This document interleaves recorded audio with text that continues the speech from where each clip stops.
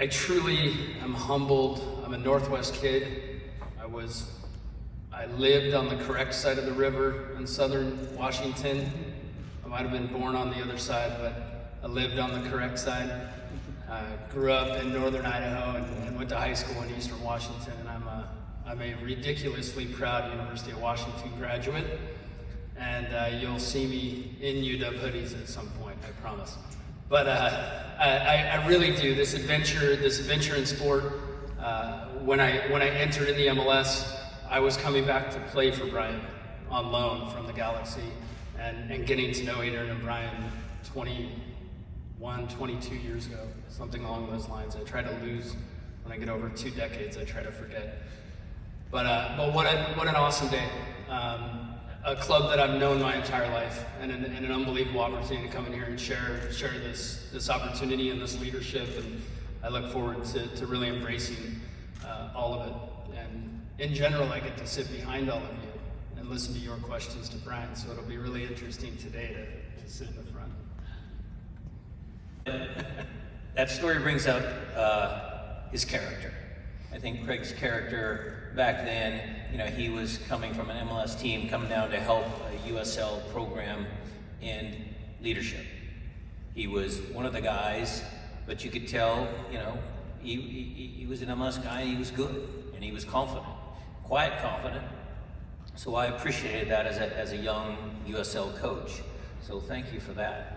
And now as we see his career progressing, as I've watched the last year and a half of him interacting with my staff, with people in the organization, he's a really tremendous people person. And that's what I appreciate. And so I'm looking forward to an opportunity to do good things. I think you said it well. I think Adrian Zig started the club off in a very good fashion. I tip my hat to Zig a lot of times. Garth came here and did a good job. We've all done a good job. This organization is set up through the efforts of many, many people, you guys included, to be successful. And we are just going to share in our commitment to work together to try and keep that standard high and continue to win games and work in unison with all of the people in the organization to make sure that we can rise to the opportunity of the 50 years, and also, of course, what Adrian touched on, the World Cup, which is... the timing of this was somewhat complicated. Again, backing up a little bit, Garth and I started sitting down talking 6 months ago about what the future would hold. And obviously we had a annual business meeting not long ago where Garth received a large amount of support, 90% support. But in my mind, that support, obviously Garth did great work, but to me that is organizational support. That is a 90% vote of confidence in the direction in which we're going. In my mind, my relationship with Waibs over the years, and certainly the last 18 months, there was no better candidate. We certainly talked to the league about the process. There are certain DEI processes that the league promotes that we are super supportive of organizationally. And so we consulted with the league, and the league is very supportive of internal candidates who have earned their chance to be promoted. And so, I won't get into whether we did a bunch of interviews or did not, but from day one, when I thought that there might be a possibility that Garth could move on, my first choice was the gentleman sitting to my left. Okay, Dave, we'll come over to you. You, Brian, Henry Browner, Wade Weber look to improve the connection, say, between Defiance, first team, to get kind of those players that are in that, if you were to rank them, that 18 to 30-ish range in quality, more experience, more challenges. How do you do that in the short term and not, obviously the long term is we're gonna see those impacts in years, but how do you make changes in 6 or 12 months to kind of get more of those players time? I think one of the things Brian and I wholeheartedly agree on is that players ultimately define their opportunities. And I think that's important to acknowledge, because in our process of trying to promote young players and integrate them into the top level, we need to see them perform at a high level at the Defiance. We need to give them opportunities within the first team when they're deserved and when they're earned. I'm not the guy that walks in and tells Brian or the staff who to choose. That's not my job. We look at a bigger vision, and one of our bigger visions is the integration of some of these young talented players. And we saw some of it last year. Obed's injury obviously cut his experience short, but we got to see Josh and Danny and Leo and Reed, Baker, Whiting. We get to see some of these young guys make debuts, get in games.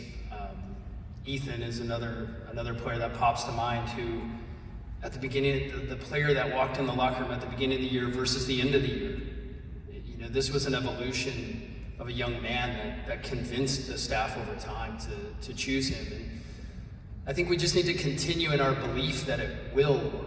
We need to continue in our belief that these young men will develop, and we need to give them the opportunities to develop. And I think one of the hardest parts of our job is we're on display 2 hours a week, but it's the other days that go into the decisions. And I assure you that our staff has never selected a player for anything aesthetic or cosmetic or any business purpose. They select players based on trying to win games, and that's on behalf of the organization, on behalf of the fan base. And I know that's something we both wholeheartedly agree, that's the approach. And so these young men will be treated the right way. They'll be treated as equal, and they'll be given the opportunities on a daily basis to earn the minutes. And yeah, it'll be my job to make sure that that's not being overlooked in pressure-filled moments, and maybe sometimes the coaches are under a little more pressure because of results than others. It'll be my role and my responsibility to communicate with Brian and with the staff on a daily basis that that can't alter the way we go about our job. Emotion drives a lot of decisions. There's a lot of subjectivity in what we do, and I think it's important to acknowledge that you and I will watch every game, and we will see it differently, regardless of the result or the way it comes out. And that might be good by me and bad by you, or bad by you and good by we don't know until it's interpreted. But this is a really difficult job that these coaches have. They're tasked with interpreting subjectively as best they can how to get that result. And it's my job to remind them what our core values are driving that training. So that's where we need to start, is we need to make sure we all have a great understanding of the 5 to 10 really firm beliefs that are driving our decisions, and then kind of bounce all of our decisions when we evaluate them, come back to those pillars and make sure we made them the right way. And we will get some wrong, I promise. But we'll address it, we'll take it head on, and we'll get them right. I am not the type of, I'm not good at self-promotion. It's never been a strength of mine. I'm more of a person that likes to put my head down and I try to let my work speak for itself. I would rather earn someone's respect quietly than tell them why they need to respect me. And I think this environment that I was brought into with Garth and Brian and Adrian, I was allowed to do that. I was allowed to fulfill a lot of roles underneath the spotlight and the cameras and the microphones. And I think for me, it was important to come in and just do my job. I've always been that way. I think when I would come on loan and play for Brian, when I went through my MLS career, I've never been the superstar.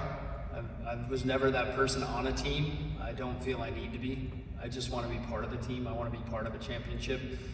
And I think culturally that fits here. And I think that the elevation of the people around us, whether it be on an org chart under, those types of things, they're not relevant to me. What's important is good people doing a job on behalf of the community, which is what we represent. And there's lip service and then there's real words, and I sincerely mean this is on behalf of the fans, because I will be a fan one day. That's the existence of a general manager. I'll become a fan of the Sounders as I always have been. I brought my daughters to games when I was coaching at Washington when she was 2 and 3. Now she has a little bit different experience coming and seeing this. And by the way, Jocelyn, if you've sweet talked your teacher out of class to watch this, I appreciate it and I love you, but get back to school. Is that great people move on, whether it's players, coaches, managers, people in the equipment room, people on the medical staff, trainer, and on the business side. I could put the list together as well.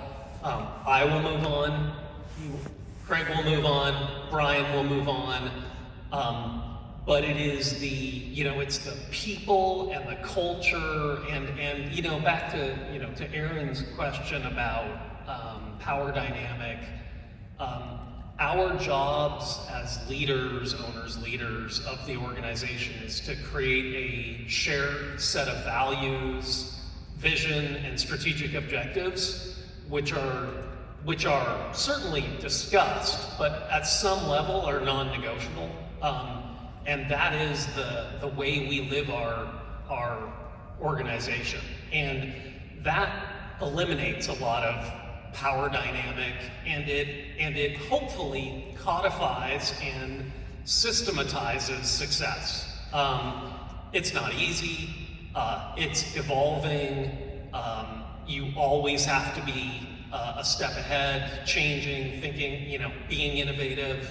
But if we do our jobs right as leaders, then the void will be filled by other great people who will carry on the legacy that's existed now for 50-ish years. So we're very confident that much success lies in front of us. The club, if I can just add on to that, the club is not just one person, it's a bunch of people that have done a great job. I can answer your question. There is no distraction. Craig was here for 18 months. The players all know him. He's been in the locker room on multiple occasions. We get along. There are no power dynamics. We're a working relationship. I lost Jimmy Traore as a coach, Ante Razov, who's now an MLS Cup winner. We lost Gonzo. And the team has continued their success. I view last year as a success. Champions League was a massive deal. And so whatever the learning curve we had towards the end of the year, we talked about it. We've already discussed it internally as a staff, with Craig, without Craig. And so the continuity, the humility, the working together, all of that's already happening, and it will not be a distraction for what will hopefully be a tremendous year. And I'm looking forward to working with Craig to try and get us to where we need to be. Absolutely. Go to the back. Cookie, height. Yeah, we're fine. Gentlemen, look at the TV cameras first. We're doing TV.